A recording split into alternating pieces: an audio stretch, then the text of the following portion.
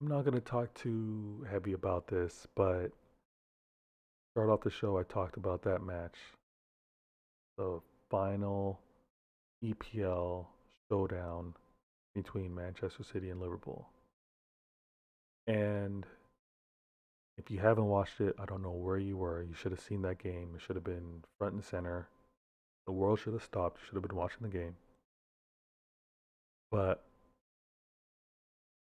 City was clearly the aggressor that I mentioned. And on top of that, there were a lot of chances that City missed. Because I truly believe that City should have came out of there with 3 points.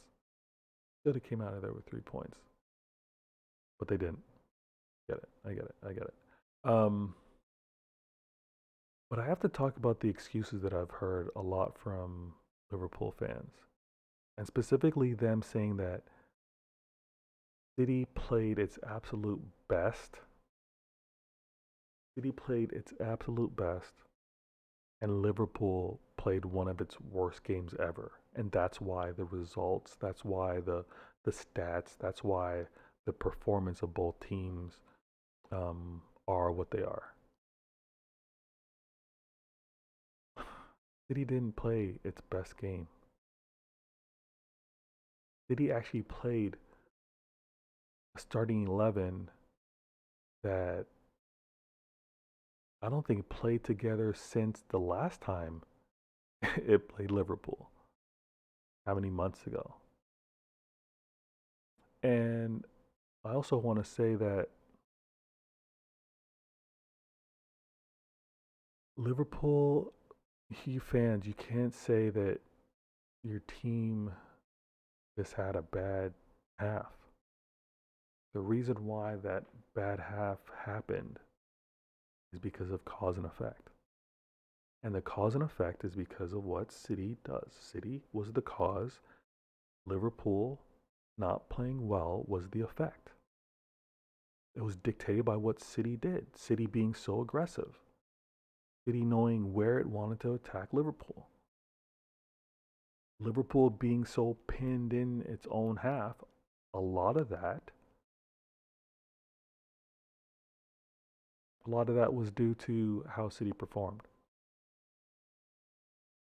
Maybe some of that was because of jitters, pressure, nerves, playing away at the Etihad, dealing with its fans, City's fans. Maybe those were the factors. But it's too easy of an excuse, Liverpool fans, to just say that was one of the worst games that Liverpool played. It was one of the worst games that Liverpool played because of what City was doing to you. City was dictating play. City were the aggressors. I talked about the starting 11. City had a more aggressive starting 11. The fact that Klopp had Henderson out there to cover for Trent talked about how and showed how defensive and maybe cautious he was. Liverpool fans need to stop about this. It's a terrible excuse. Their performance was because of Manchester City, not just some arbitrary bad start to a game.